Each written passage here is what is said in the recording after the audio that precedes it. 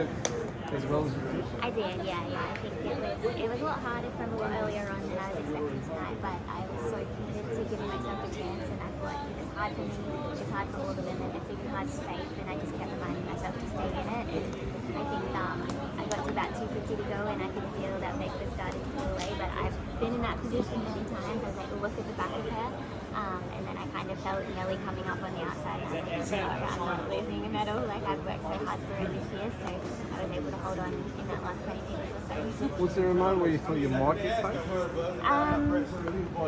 Coming down the home straight into the bell, I felt like we hadn't gone yet, and I think I probably used a bit of a move that I maybe should have waited to the back straight, like putting a bit of pressure on, but I could sense that there was still a few of us there. I think as much as the screens are really helpful in there, you're not taking in what's on them, so I could sense that there was still at least more than 3 medalists here, that I probably pressed a little bit down the home straight and thought, I'm going to get her going here. But she's just so phenomenal at everything she does, and she made it really hard tonight. I'd be interested to see the splits. Like, it didn't feel smooth, like I felt like there was a bit of surginess out there. That's just come from, like, she's so smart, she's so wise, and she's raced every style of race. I think I was watching the strings last night, and they were talking about Elba Kali almost doing the Tokyo to Tokyo sweep, and Faith Kipyegon's just done that, which is massive. So I think it was just very much about just trying to stick to her for as long as possible, and she made me really work for it. And I think maybe running a little too fearlessly early on probably cost it, one higher medal, but I'm on the podium again, and I think that's really important to be proud of. It's really hard to make the podium, but to make it 2 years in a row is really, really special. 2 years in a row also. Yeah, absolutely. I think it's interesting because it's like you think from outside looking in, you just watch Faith and you think she does it with ease, but like I'm in the warm-up area with her, I'm in the call room with her, I see the nerves on her face too. Like it doesn't come easily for her, and just to sort of have seen her do it for 5 championships straight, like I don't know that we'll really appreciate that until like it's just never done again kind of thing. So it's incredible, and just to see her lead by example and the way she carries herself is really cool too. Has you spoken about being in an event with just an absolute all-time great? Yeah, no, we haven't had that conversation, but I will say that Kurt last night, he took the bit of pressure off me, like we're 2014 World Junior team together, and I think you can almost always count on this junior team that came through from Eugene together to really perform. And I think Kurt getting his medal last night almost took a bit of pressure off me today of like, okay, I just got to show up, and like you can count on the 2014 World Junior kids to get the job done, and I hope we've just set it up for Matt and the high jump girls to come later on in the week as well, because we're pretty reliable and big time performers, but that's an interesting conversation. Did you feel that there was a bit of a team Kenya, because there was a little bit of a push there as well inside? So how are you dealing with that? I didn't quite realise that was in play until the bell, when Nelly tried to come in on me, and I was like, I knew what she was doing. I was like, oh, you're almost trying to, you guys think you can sweep the podium, but you're trying to stop me and let Faith get away.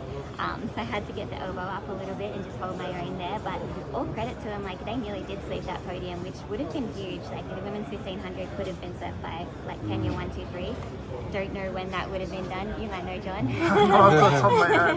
But it was pretty impressive, and they gave themselves every chance, but I had to fight back, and I mean, everything happens for a reason. Nelly got me in Zurich, and I was definitely having flashbacks to that down the home straight, trying to hang on. Yeah. And what about, was it you surprised that it was Dorcas?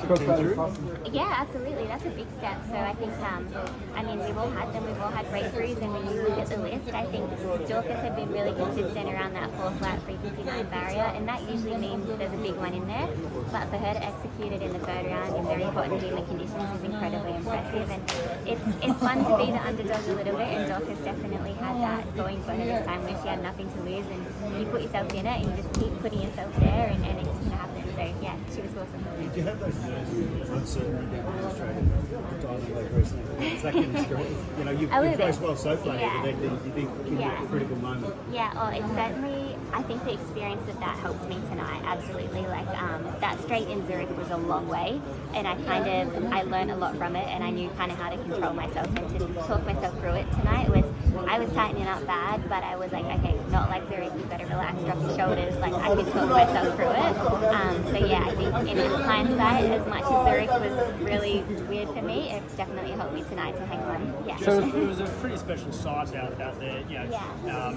Two on the podium, 2 Kenyans, 1 Aussie, Yeah. 3 Kenyans in the top 4. Like, it's pretty surreal to think about. Yeah. How did it feel? You know, I guess being out there in those moments after the race.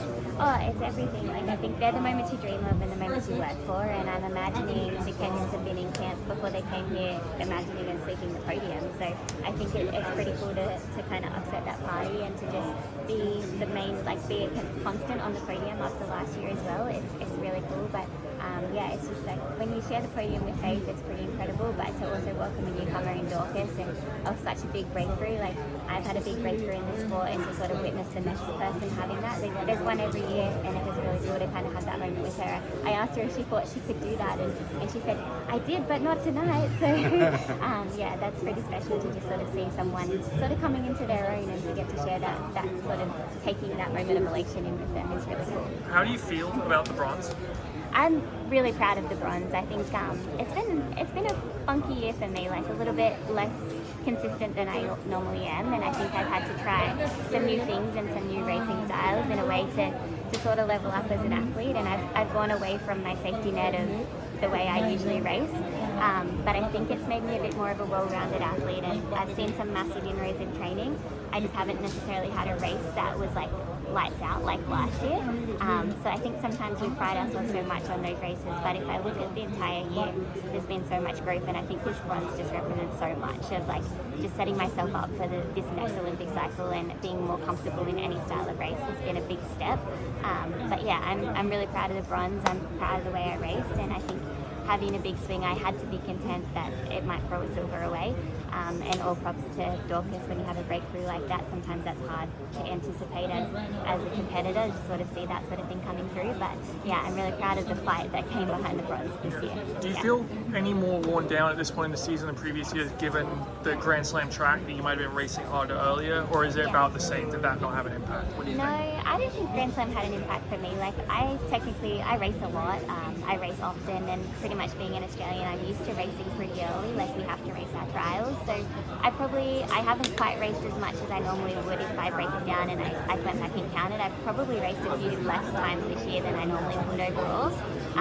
But yeah, I feel like we've all known Worlds was in September, and I think there was a part of my mind that wasn't unlocking until we kind of got to this part of the year, just kind of knowing that this is still to come. So yeah, I don't feel worn down. If anything, I feel like a little more prepared for if there was racing after the Worlds this year. Last year after the Olympics, I was toast. Like that's the emotional toll, I think. But this year, I feel like I could keep racing if there was more opportunities out Are you there. feeling okay for the 800?